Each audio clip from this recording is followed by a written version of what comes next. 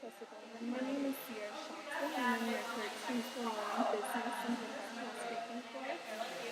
Today is my preview for my informative speech. Today I'll be giving it over travel, and here's my audience. They're patrons of the beach.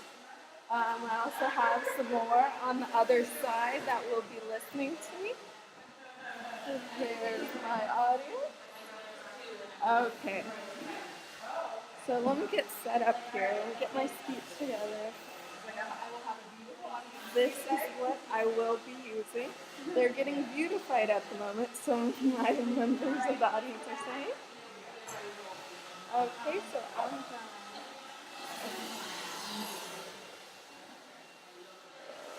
See. Okay, so I'm gonna sit you right here.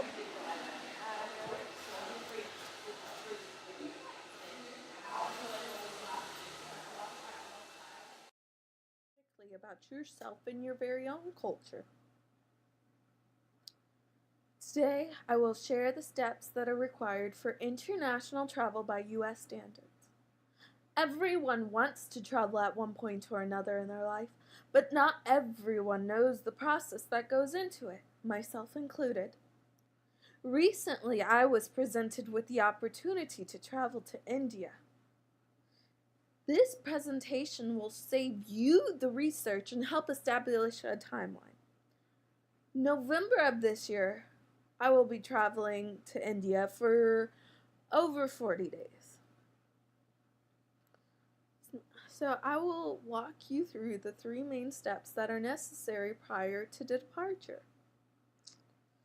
It is a commonly known saying that the devil is in the details, meaning that in order to have a successful trip abroad, one must make certain all the prep work is completed well before you board the first transatlantic flight. First things first, you must be square with the government, which means you gotta get your governmental documentation in check. Before your departure date, you want to make sure your passport doesn't expire 6 months after. If it does, or if your passport already expired, or if you've never had a passport, it's time to get a new one or apply for one. On average, it can take between 4 to 6 weeks. This information was provided by the State Department. Depending on where you're planning to travel, you must check the requirements for each destination. Some countries require securing your visa prior to departure. Others do not require a U.S. citizen to have a visa at all. So you just must check. This information was provided again by the State Department. Next, you must make your health and safety a priority, which means getting your vaccinations, visas, and virtual registry completed. Get vaccinated to ensure not only your safety, but the safety of the people around you. CDC. So you want to be healthy and get your vaccinations.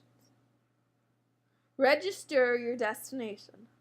Register your trip with the State Department for coordination with the local embassy or consulate in the event of an emergency or disaster. NEA insurance. So you want to register your destination. It makes the whole process a lot easier if there is a natural or man-made disaster. The U.S. knows where its citizens are, and it can make the best plans to secure them and make sure they are safe. It also helps if you lose your identification, such as your identification.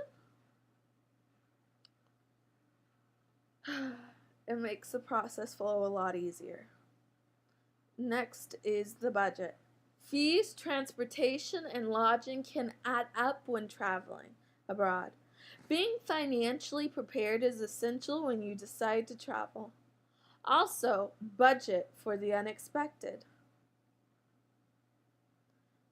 Again, the fees for expedited applications, visas, and vaccinations can add up quickly, so you want to make sure you budget beforehand. I would suggest planning at least 6 months ahead because you never know what could happen. Vaccinations, for instance, vaccinations alone for my travels to India can cost anywhere from 800 to well over 1,000 and require at least 2 weeks to get. A month in advance is suggested. With insurance, the price for travel vaccinations is approximately $20 to $40 with copay. $20 to $40 is your copay, that's all you have to pay.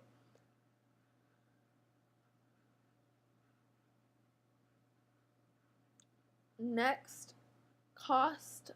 So the next thing in your budget is the cost for airfare, hotel, meals, communication, transportation, and guides. The average cost of international trip abroad in 2013 was approximately $3,300. Information begotten by Value Penguin, which has risen considerably since 2005 when the average was $2,000. That's approximately a third growth in over a 7-year time span. With that being said, the price has most definitely risen since then. So you can value around 5,000 for the late 4,000s to the early 5,000s. Although traveling abroad does take a lot of forethought, preparation, time, and fiscal resources, the experiences that you gain on your travels are priceless. You can carry these memories wherever and whenever you want. They're memories. You can always take them with you. Traveling, it leaves you speechless, then turns you into a storyteller. Ibn Battuta. If you're planning on traveling abroad, remember all the logistics are covered. Plan to get out of yourself and embrace the world.